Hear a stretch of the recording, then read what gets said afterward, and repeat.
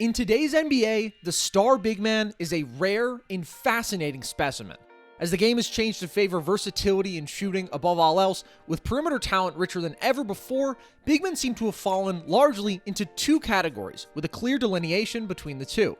In category number one, you have the replacement level bigs, guys who can make do largely by just doing a couple things at a moderately high level. They pretty much just have to be able to operate as effective role men and protect the rim. Think JaVale McGee or Dwight Howard as the prototype here.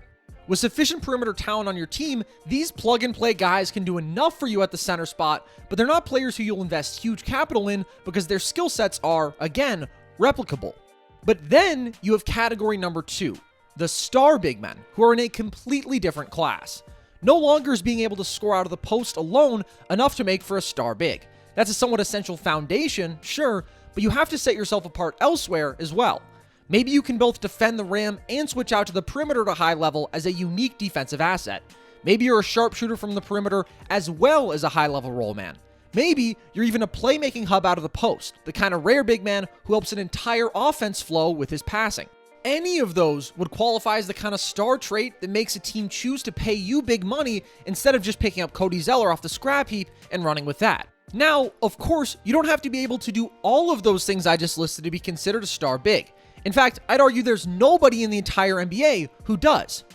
But, remarkably, there is a man out there who I think has the potential to do just that, to bring freakish versatility on both offense and defense like we've never seen before as a centerpiece on both ends. And that man is Evan Mobley. Now, if you saw the title of this video and your first reaction was, what the hell is this guy talking about? Let me clarify a couple things. First off, I'm 20. So when I say somebody is the best prospect I've ever seen, I'm not remotely saying they're the best prospect ever or anything like that. Believe it or not, I wasn't dialing up a LeBron scouting report when I was 18 months old or spitting out my KD takes when I was 5. So really, the window we're looking at here is about the last half decade, although I'd argue Mobley's reign as the best prospect in memory goes even a bit further back than that. But maybe right now you're thinking, hold up, this guy just went third in the draft, right? How can he be the best prospect in years if he didn't even warrant the top pick in his own class? And I would say, well, he went behind two outstanding prospects in Cade Cunningham, who I think is the best high-level scoring and playmaking guard prospect we've seen in years, and Jalen Green, who's the best pure scoring prospect we've seen, again, in years. This class could go down as one of the best ever, and I think all three of those guys are future All-NBA players. So Mobley wasn't exactly passed over for some schmucks.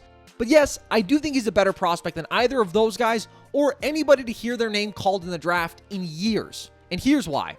When it comes to what makes Mobley special, I think we have to start with his defense. Mobley is an otherworldly talent on that end, and is to me a future defensive player of the year. As a rim protector, he is outstanding, having swatted 2.9 shots a game as a freshman, and in fact, I'd say he's the most natural shot blocker to enter the draft since Anthony Davis in 2012. At 7 feet tall with a 7'4" wingspan and springy vertical athleticism and good feet, Mobley was given all the raw physical tools a shot blocker could need, which allows him to reject shots that very few other people can. Mobley doesn't just patrol the restricted area as a shot blocker. He also closes gaps on people putting up floaters and jump shots exceptionally well with those crazy long arms, which completely elevates his intimidation factor, because no matter where you are on the court, if Mobley's nearby and you think you have space to get a shot off, you probably don't, and that'll start to mess with your head. But it's not just raw length that makes Mobley so special there. He's also an incredibly instinctual shot blocker with outstanding timing and precise hands. Mobley can block shots from all angles and at various points within a player's motion without fouling, which is a very rare ability. Often, he blocks shots from behind as a help defender, which can be a risky play for less skilled defenders, but not for Mobley. And that relates to another tremendous strength of his. Mobley is an incredibly cerebral defender, not just as far as instincts, but as far as discipline. He's not easily baited. Although he loves swatting shots, you're not going to get him to recklessly leave his feet often, and he doesn't leave his interior position to stupidly contest shots, as some great pure shot blockers, but not all-around defenders, do, unless he truly believes he can affect it. If you challenge him directly, Mobley excels at remaining vertical, and he accordingly fouled just 1.8 times per game in college, which is a ridiculously low number and an indication of a truly great defender, as he rarely gives away free points to the opposition. So, he takes away the paint, will make opponents second-guess themselves from anywhere, and does so without fouling. That sounds like a superstar rim protector to me. But Mobley isn't just a great rim protector. He's a transcendent all-around defender, because he's also exceptionally equipped to guard the perimeter. Mobley's not only agile and quick, but he's also highly precise and disciplined with his feet and able to effectively mirror the movements of perimeter players. And of course, because of his length, he can quickly close gaps on anybody trying to pull up in his face or turn away a shot from anybody who manages to get a step on him. But it's really shocking how rarely that even happens when he's guarding on the perimeter. So, given all those tools, I think it's fair to say this. If you were going to build a defensive center in a machine for today's NBA, combining all the desired traits for the most important defensive position there is, he'd pretty much look like Evan Mobley. We're talking about a guy with the potential to have 90 to 95% of Rudy Gobert's sheer rim protection and 90 to 95% of Bam Adebayo's otherworldly switchability, putting him close to the absolute gold standard in both respects. Nobody like that exists in the sport right now. Now, the one area in which Mobley undoubtedly has to progress is strength. At this stage, he's pretty much a stick at about 215 pounds, and elite NBA post big men will undeniably bully him there right now. But even with that slender frame, Mobley's positional soundness, instincts, and length made him an elite post defender in college, as he held opposing players to 38% shooting on post-ups. Also, I think it's basically inevitable that he puts on weight, because that's just what guys do. AD came into the league at 220 pounds, is now 253. Gobert's 20 pounds heavier than what he was at the combine. So if Mobley doesn't gain significant strength and weight with NBA training, he'd be a flat-out anomaly. And if he does develop there, he can be a defensive big like we've never seen before. And, by the way, that alone makes you a star-level player. Gobert, for example, has a very simple role on offense, basically set screens and roll to the hoop, but he's driven Utah to be a top 3 defense in 4 of the last 5 years, and accordingly is now a 4-time All-NBA member. What's crazy, though, and this is no small statement, is I think Mobley can ultimately be an even better defender than Gobert, because while Rudy can be slightly exploited by teams that go small and drag him out to the perimeter, forcing him to guard shooters, Mobley would have no such weakness. That is a next-level, all-time defensive prospect. To me, that defensive value is what makes Mobley an almost certain star, but his offensive potential is immense as well. Right now, he's not refined as a Cunningham or a Green, who are just disgustingly good, but that's also not who he should be measured against, because the man's at a completely different position. If you compare him to the poster boy trio for dominant offensive bigs to come through college basketball recently, AD, Embiid, and Karl Anthony Towns, then you realize he's much further along than all of those guys were at this same stage. None of them had shown even flashes of three-point shooting, none of them had shown anything close to Mobley's level of passing or ball handling, and none of them approached his level of pure scoring production, as he just averaged 16.4 points per game on 58% shooting. So, even though Mobley has only shown promise in some more advanced areas offensively, promise is pretty much all you can ask for from a 7-foot freshman, and it's probably more than we've gotten from anybody else in a while.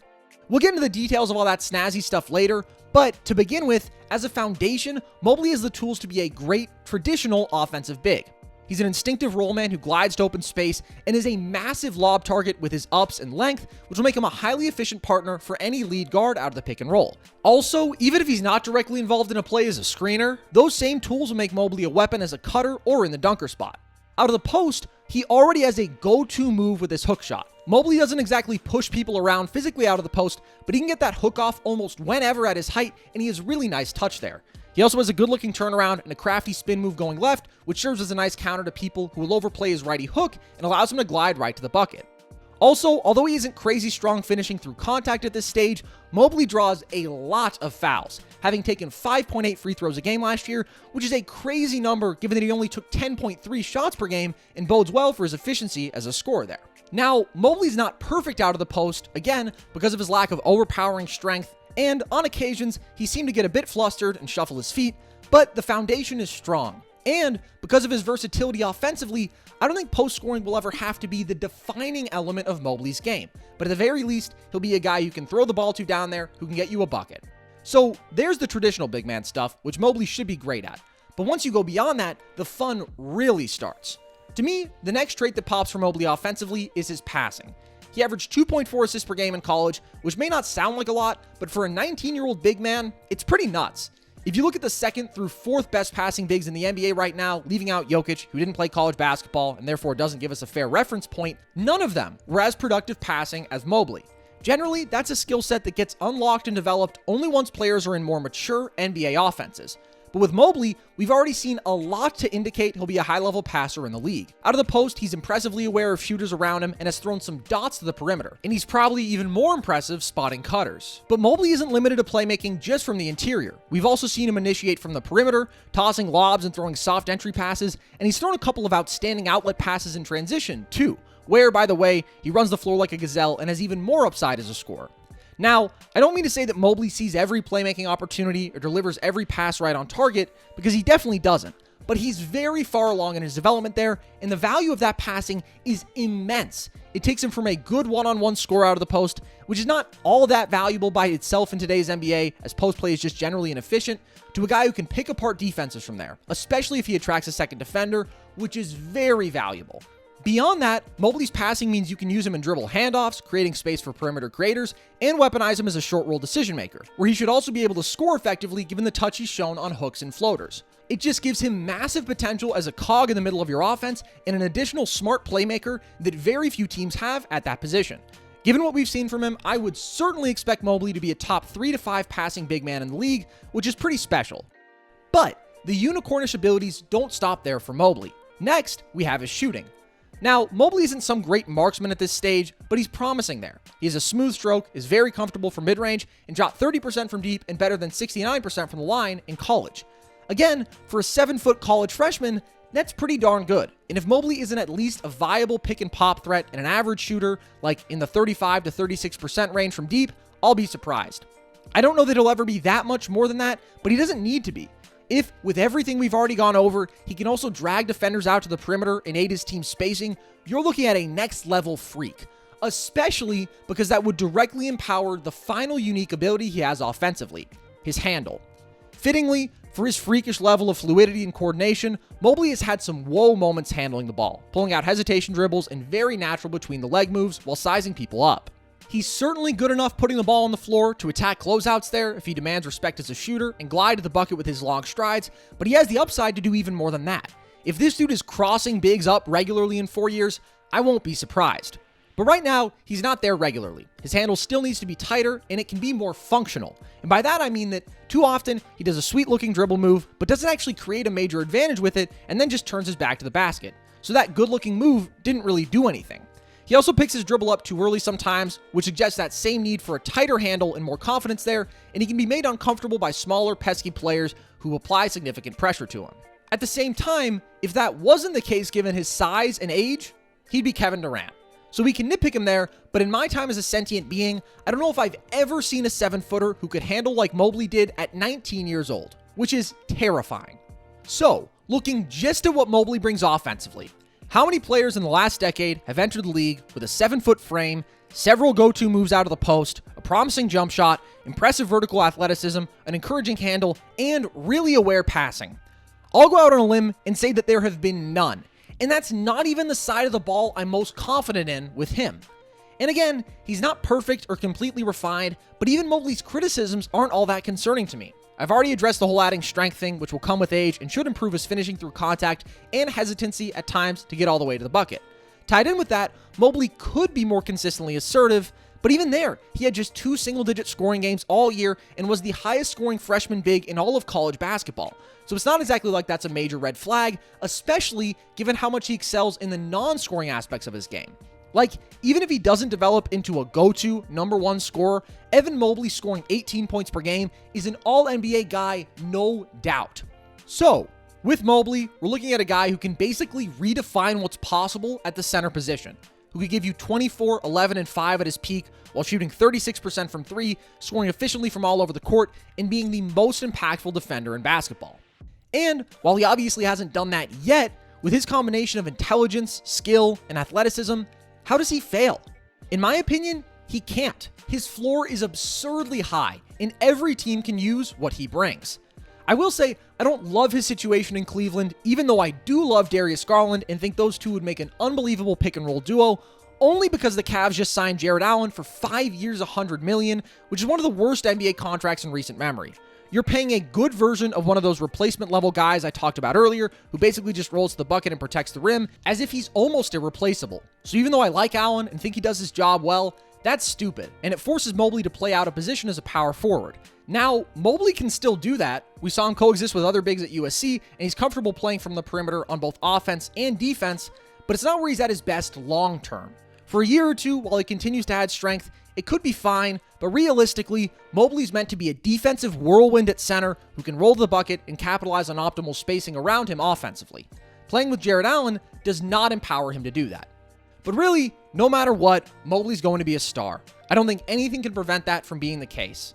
So, he probably won't win Rookie of the Year or ever be as flashy as Cunningham or Green, but I have never been so confident in a player's ability to drive winning when all is said and done, and I have never seen somebody with so many tools on both ends. So, everybody hop on the train now, because this man is headed straight to the Hall of Fame. To those of you who have made it this far, as always, thank you so much for watching. I hope you've enjoyed. If you have, why don't you stick around on the YouTube channel here for a while? See what else we've got. I do a couple of podcasts a week with my friend Logan Camden. You can see that we live stream all of those here. We have been doing a lot of NFL stuff lately, but we are getting into NBA preview content this week, so tune in for all of that. You can also see that we do video essays, video breakdowns like this. I try to do one every single week. And then you can listen to the podcast, which I will link in the description, on Spotify, Apple, wherever you get your audio content. You can follow us on social media. Twitter is at nerd_sesh. Instagram and TikTok are both at Nerd Sesh to keep plugged in with what we're doing. We post clips, video content from the podcast there. And with that, as always, thank you so much for watching, guys. Hope you've enjoyed.